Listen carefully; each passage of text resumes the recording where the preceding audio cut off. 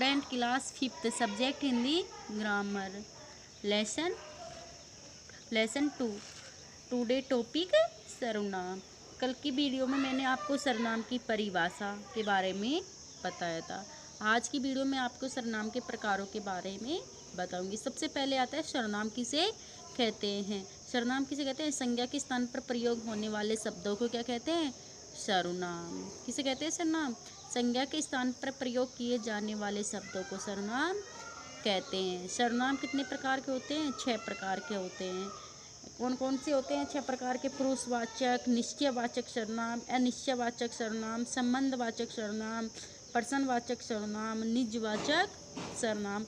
तो सबसे पहले आता है पुरुषवाचक सर्वनाम। देखो, पुरुषवाचक सर्वनाम कितने प्रकार के होते हैं? 3 प्रकार के। पुरुषवाचक सर्वनाम कितने प्रकार के होते हैं? 3 प्रकार के। उत्तम पुरुष, मध्यम पुरुष और अन्य पुरुष। पुरुषवाचक सर्वनाम देखो, पुरुषवाचक सर्वनाम में क्या होता है? जिन सर्वनाम शब्दों से किसी व्यक्ति का बोध होता है, जिन सर्वनाम शब्दों से किसी व्यक्ति का बोध होता है उसे पुरुषवाचक सर्वनाम कहते हैं। जैसे मैं, हम, तू, तुम, वह, वे, उसका, उनका, मेरा, हमारा आदि। तो पुरुषवाचक सर्वनाम के 3 भेद होते हैं। तो फर्स्ट भेद है उत्तम पुरुष। देखो, उत्तम पुरुष क्या होता है? जिन सर्वनाम शब्द का प्रयोग बोलने वाला अपने लिए करता है उसे उत्तम पुरुष सर्वनाम कहते हैं। मतलब जिन सर्वनाम शब्दों का प्रयोग बोलने वाला अपने लिए, स्वयं के लिए कर रहा है ना, उसे क्या कहते हैं? उत्तम पुरुष सर्वनाम कहते हैं। उदाहरण जैसे मैं, मुझे, मेरा, हमारा आदि। क्योंकि मैं शब्द मेरे लिए प्रयोग में होता है, मुझे भी, मुझे खुद के लिए, मेरा भी खुद स्वयं के लिए प्रयोग में हो रहा है, हमारा भी स्वयं के लिए प्रयोग में हो रहा है। सेकंड आता है मध्यम पुरुष सर्वनाम। देखो, मध्यम पुरुष सर्वनाम क्या होता है?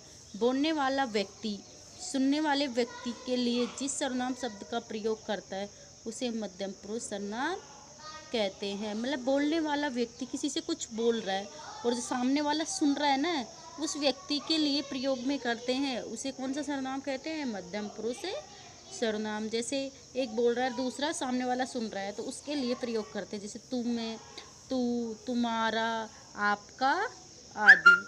फिर आता है अन्य पुरुष सर्वनाम। देखो, अन्य पुरुष जो सर्वनाम शब्द जो बोलने वाले और सुनने वाले के अतिरिक्त, मतलब इसमें अन्य पुरुष में क्या होता है? जो सर्वनाम जो बोलने वाले या सुनने वाले के अतिरिक्त अन्य किसी तीसरे व्यक्ति के लिए आता है, इसमें क्या होता है? उन्हें अन्य पुरुष सर्वनाम कहते हैं। इनके उदाहरण भी है, इसके भी वह, वे, कोई, उसका, उनका। मतलब इसमें क्या है? बोलने वाला भी है और सुनने वाला, दोनों ही नहीं है। बोलने वाला और सुनने वाला दोनों ही नहीं है। और अन्य कोई तीसरा व्यक्ति के लिए, जैसे 2 व्यक्ति बात कर रहे हैं, एक तो बोल रहा है, एक सुन रहा है, तो दोनों के लिए प्रयोग में नहीं होता। अन्य कोई तीसरे व्यक्ति के लिए दोनों बातें कर रहे हैं, जैसे वह, वे, कोई, उसका, उनको आदि। निश्चयवाचक सर्वनाम। जो सर्वनाम शब्द किसी निश्चित व्यक्ति या वस्तु का बोध कराते हैं उन्हें निश्चयवाचक सर्वनाम कहते हैं। निश्चित, भाई यह वही है। जैसे वह यही पढ़ रहा है, इस वाक्य में वह क्या है? वह निश्चयवाचक सर्वनाम। वह क्या है? निश्चयवाचक सर्वनाम। निश्चित वस्तु का बोध कराना है, भाई हाँ यहीं पढ़ रहा है, वो यहीं पढ़ रहा है। Repeat again.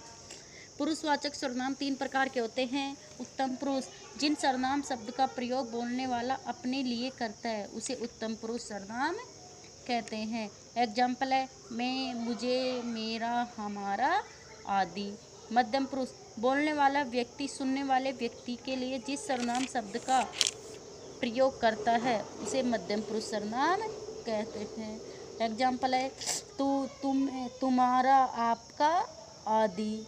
अन्य पुरुष, जो सर्वनाम शब्द जो बोलने वाले तथा सुनने वाले के अतिरिक्त अन्य किसी तीसरे व्यक्ति के लिए आते हैं उसे अन्य पुरुष सर्वनाम कहते हैं। उदाहरण वह, वे, कोई, उसका, उनको आदि। सेकंड है निश्चयवाचक सर्वनाम। जो सर्वनाम शब्द किसी निश्चित व्यक्ति या वस्तु का बोध कराते हैं उन्हें निश्चयवाचक सर्वनाम कहते हैं। वह यही, एग्जाम्पल है वह यही पढ़ रहा है, तो वह शब्द क्या है? निश्चयवाचक सर्वनाम हो गया, क्योंकि वो बता रहा है कि यहीं पढ़ रहा है। इसको आपको लर्न करना है और फिर नोटबुक में राइट करना है। Thank you.